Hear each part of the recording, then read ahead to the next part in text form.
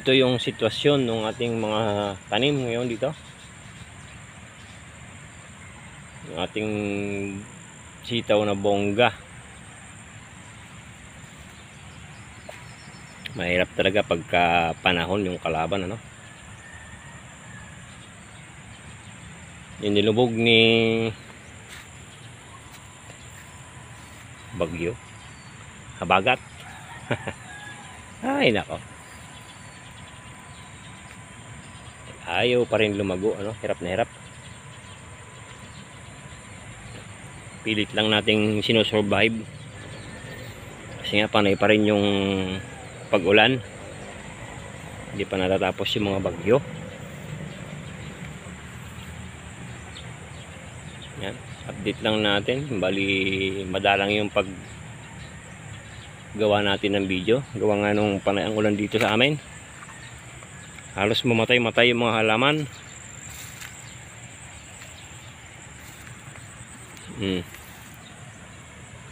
Yung sitaw ay halos hindi na lumago. Ang mangyari, lumubog, matuyo. Kaya yan ang nangyari.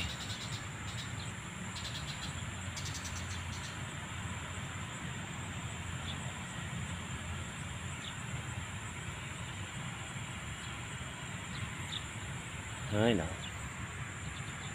Ito yung itsura ng sitaw ni variety na bongga, gawa ng East West. Nakakaipitas na rin tayo dito ng mga ilang ulit na. Naka 3 pitas na ng pakunti-kunti kasi nga halos nagkamatay dahil ito ay nalubog.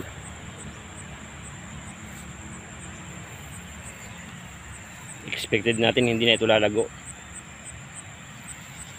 Kasi ganyan na itsura. May lumalabas na mga talbos. 1 week na yata mula nung umupa yung tubig dito. Kaya ang ginawa natin, naglagay tayo ng talong, ano. 6 days na yung talong natin. Ayan. Yung kaligs to, halos lahat nilagyan natin.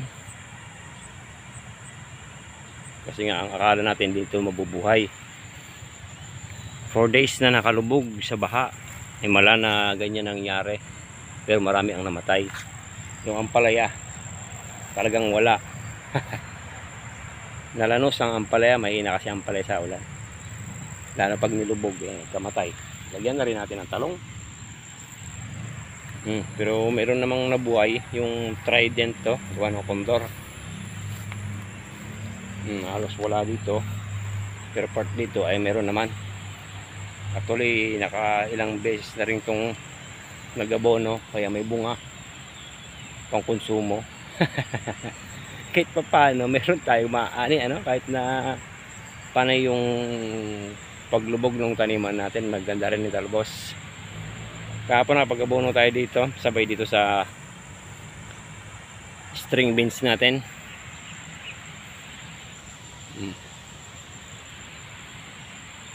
Ang ginamit natin ay 3-14, 2 lata dito sa ampalaya, no?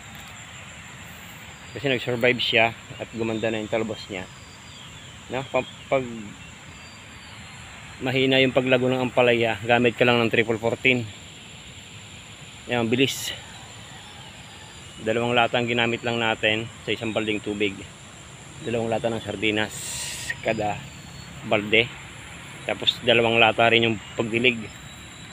Pero nilagyan na rin natin ng talong para sayang kasi yung panahon. Ay, kasi mahina yung paglago. Tapos nagkamatay yung iba. Wala tayong magawa. Ayan, namatay. Ang nalagaan na lang natin ay yung mga nabuhay. Hanggang dun yan, oh. Halos walang natira. Yung ampalaya ay may bunga. Yung kahit pa paano, may pang-ulam, ano. Dito sa string beans, kumikita yan. May marami dito tayo napipitas. Bali, pitas ulit tayo ngayon. Kahit na may pa isang bunga. Medyo mataas pa naman yung presyo ng sitaw. Kaya kahit paano nakakabawi dahil tayo sa sitaw. Sa ampalaya, wala pa. Kasi ganito itsura.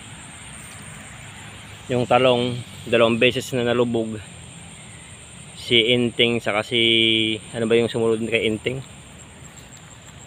Si Karina saka si Inting yata ang bumanat dyan, nalubog. Kaya halos naubos.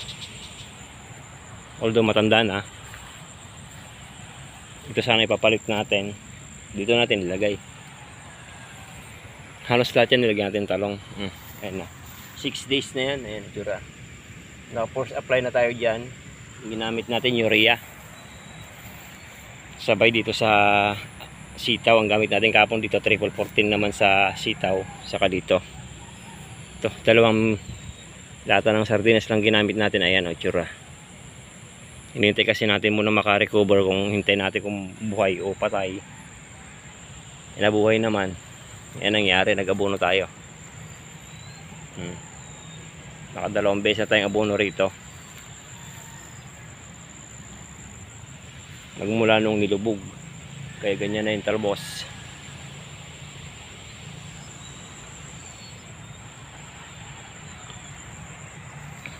Actually, madilim na naman. Kasi may bagyo, si Igme. Nangangamba na lubugin kasi yung talong natin ay maliliit. Pag nalubog yan, sigurado patay yan. 6 days pa lang yan mula nung transplant.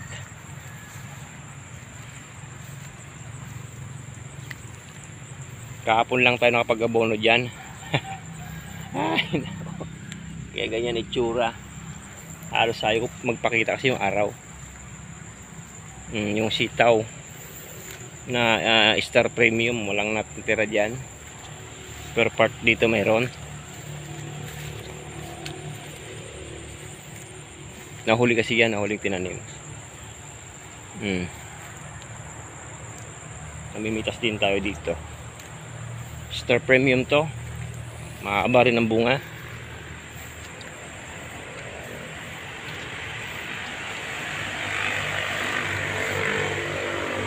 Yung dati nating sitaw na Star Premium yan. Tapos yung talong na ito, walang spray. Tapos kahapon, balik 2 beses na rin tayo nakapag-abono. Pero dami namatay oh. Nung unang lubog marami namatay, pangalawang lubog marami na naman namatay. Dito part lang yata marami nabuhay. Ngayon na gumaganda na naman. Dahil wala tayong spray ng mga 1 linggo o 2 linggo na magmula ng bumagyo. Dinapuan tayo ng shot blower. Hanggang ngayon wala pa tayong spray kasi wala pang araw. Panay pa rin yung ulan. Basang-basa pa rin yung lupa. I-update lang natin yung ating mga tanimang hirap na hirap.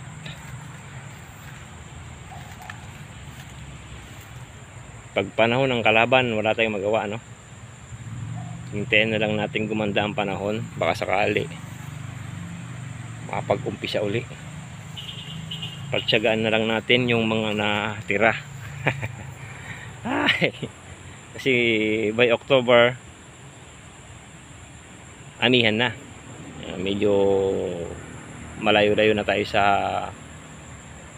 lubog. Matindi kasi siya bagat eh.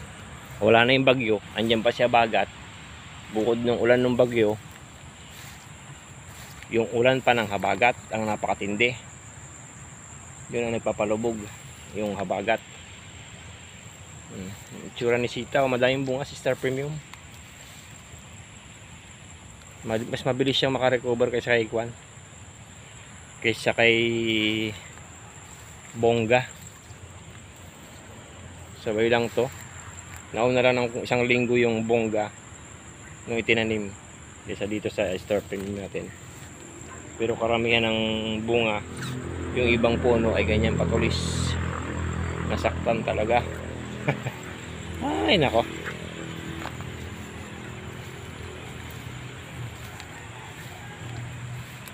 I-update lang natin yung ating mga tanimang hirap na hirap. Nag-yellow lahat yung dahon ng talong kasi walang spray yan.